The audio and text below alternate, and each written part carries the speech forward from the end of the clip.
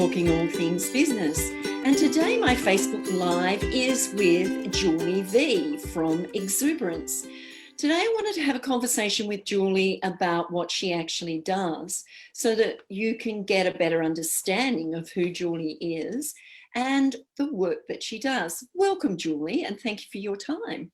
Oh, hi, Faye. Thank you very much for your time and having me have a little chat with you. Beautiful. Now, Julie, what do you do? Because if I say you're from Exuberance, what does that mean? And what is the work that you actually do? Okay, as a clinical hypnotherapist, I help women and teenage girls who are finding themselves disconnected within and empowering them to overcome their behaviours and situations that no longer work for them. And I can do this working with them one-on-one or online. Okay, so when you do that, what sort of things do you do with your clients? What is it that you actually do? Is it hypnosis, hypnotherapy, and what does that actually mean? Okay, firstly, I can tell you what hypnotherapy or hypnosis, whichever way you want to say it, I can tell you what it's not. And it's not like you see in the entertainment industry where, you know, the hypnotist gets people up on stage and makes them do silly things for a laugh. That's just for entertainment, and it is good for a laugh. But what I do is very serious, and hypnosis has been around for thousands of years, dating back to ancient Egypt, and developed, of course, over the years. It's a very serious process that we take, and it's focused on a heightened state of awareness. So when you mean a heightened state of awareness, what does that actually mean? So please explain that. Yeah, sure. It's like a trance or a daydream. It feels like, you know, when you're just drifting off to sleep. Yes. It's that type of feeling. Right. Okay. And so when you get someone into that heightened state of awareness, what are they meant to feel? Do they feel like they're still in control, or are they out of control? Always. Everybody has a different experience, and you are always in control. You know exactly what's going on around you. I can't make you do anything at all that you don't want to do. Okay. So if you're in hypnosis and you all of a sudden think to yourself, oh, I don't feel comfortable here, you can just open your eyes. Right. Do you have to have your eyes closed when you go into that hypnotic state, or can you have them open? No, most people just close them. I've never had a client that keeps them opened. Right. So, and that closing your eyes takes you into a more relaxed state. Exactly. So then you can go into that heightened awareness state even better. Correct. Right. Correct. Yes. Okay. So explain a little bit more about how it works and why it works. Okay, if we take, most people have seen the diagram of the iceberg, where you Yes. see the little tip and everything all underneath. Okay, if we take the little tip, our mind is sort of like made up of three, a lot more, but the main parts are three divisions. So the little tip is just like the tip of the iceberg, which is what we call the conscious mind. Now, in the conscious mind, it's our everyday tasks that we do. We don't have to think about it. We don't have to get the how-to book. You know, we get up and we can get dressed. We don't think about it, and all that type of thing. Drive a car, make a cup of coffee. It's just automatic. You're on autopilot. Yes, it's just the things that we do unconsciously every day. Yes, exactly. So, and just underneath that tip of the iceberg is just another thing with the conscious. It takes up about 10% of our brain, and it goes to sleep when we go to sleep. Right. Okay. So underneath that, we've got our subconscious. Yes. Now, the subconscious is where what I like to call like a filing cabinet. That's where we keep all our information. So if I said to you at the moment, you know, what state do you live in? you will drag that up from your subconscious because your conscious isn't thinking about it. No, So you have to go to the filing cabinet to grab that piece of information up for you. I like the way you describe that as your filing cabinet. That's really interesting. I haven't heard the subconscious mind being used as the filing cabinet before. So that's really good. Yeah. Yeah. So it stores all the information for you. And it's like if you want a cup of coffee, your conscious mind will automatically grab a cup, but your subconscious mind tells your conscious mind that we need the coffee. So it will grab the coffee for you. Right. So, and then mixes it all together. So they talk to each other all the time. Yes. Whenever it needs a piece of information, like it hands it up to you. Yes. Yes. So that we use about 60% of our brain, and it never sleeps. Okay. Always awake. Okay. Of course, also that is it works on our internal organs as well. You know, keeping us breathing and our heart pumping and all that type of thing. So that's how it all works. Beautiful. I'm interested in the third component. Oh, the third one. This is dizzy. This is way, way down. Way down. So how way down is it? Way down. This is what we call the unconscious mind. Oh, yes, yes. And this is our storage shed, our storyteller. It assumes, it doesn't understand logic. And it's where you put all those thoughts and maybe things that have happened to you in the past or whatever. The good, the bad, and the ugly. Yeah, that's where it puts it all because you just don't want to deal with it at that time. So it just stores it down there. And other things pile on top of it. Absolutely. And it keeps getting bigger and bigger and bigger. That's why there's, that's why I say you need to clear out your storage shed every now and again. You have to watch your thoughts because all those negative thoughts get pushed all down into that part. Yeah. It controls our habits, our behaviors, but it's not aware of why. It's not conscious of why that it's doing that. Yes. And it needs to be woken up. It's like it's in a coma. So you need to wake it up.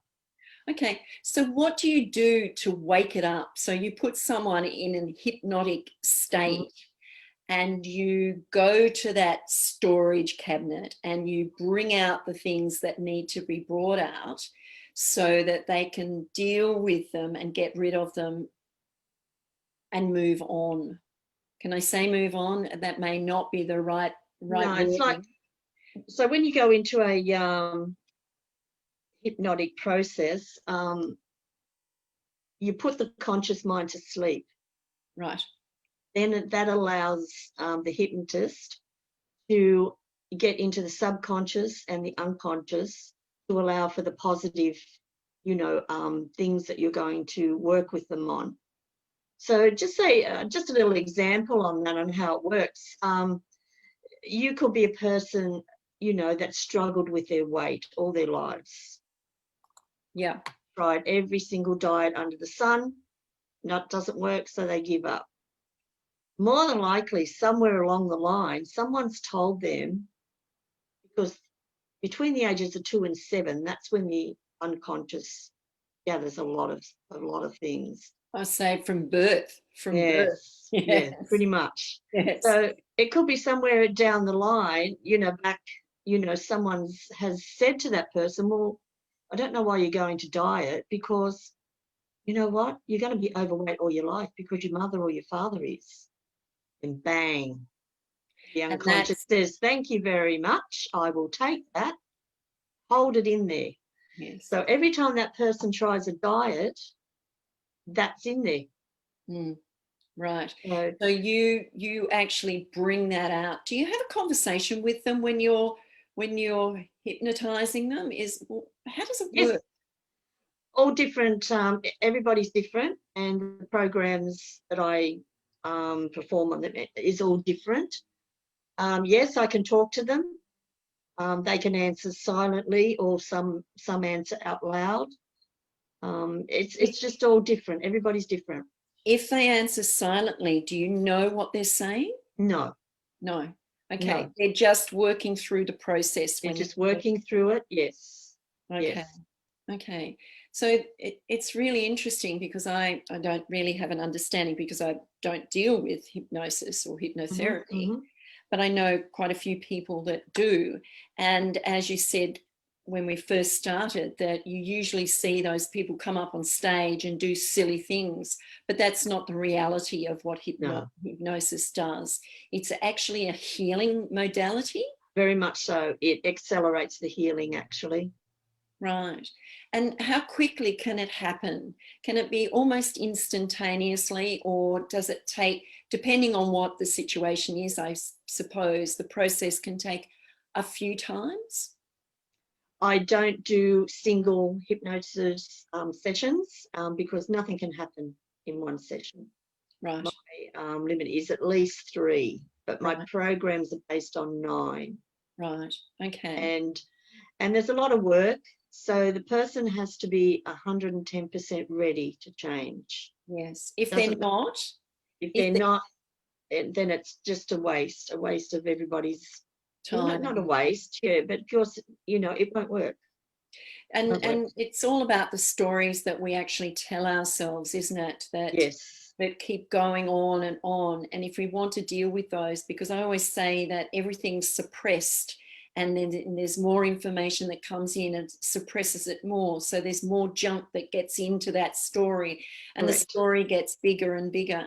And to deal correct. with that, we need to Mhm. work through the process. And Absolutely.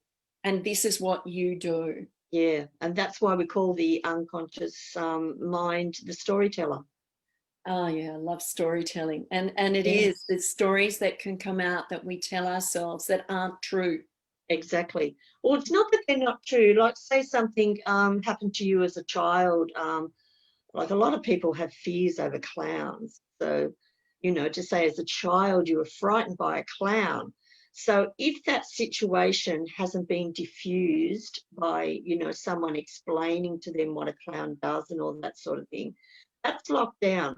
So as the years go on and you grow older and older, you've got this from this little tiny story that's now a massive, you know, 1,000-page book Yeah. about Yeah. this clown. And Totally that's how, understand. and it gets all distorted and all sorts of things happen. And that's what happens to us. Yeah. Yeah. Mm. It's quite fascinating, isn't it, to have that understanding that we something a situation or something that someone said to us that can be in lockdown for such a long time, and we Yes. can create that fear or develop that fear from that. Hmm. But we can, once the awareness is there, work through it Yes. and move it from our storage facility, I'll call it, Yes. to so that we can actually relax and feel better about whatever that situation was. Maybe not even feel better about it, but just leave it behind and Yes. go on to something else in our lives. Yes. Yes. So, okay. Well, you know what? This has been fascinating, Julie, and I've actually learned a few things from this. Hmm. And we will be back to have another conversation on Facebook Live about some more of the information that the work that you do. So thank you for your time. Now, Thank you. if anyone wants to get in contact with you, how can they get in contact with you? By my website, or I'm on Facebook as well. Right? And So my website is exuberance.com.au, right. and the Facebook is under Julie V. Exuberance. Julie V, as in Julie V double E. Correct? Right. Yes, Okay, so they can find you on Facebook and they can find you on your website at absolutely. Exuberance. Yes, Yes. beautiful. Thank you for your time, Oh, and thank you, Faye. pleasure. I'm Faye Waterman from Talking All Things Business, and we'll be back again next week with another conversation. It's bye for now.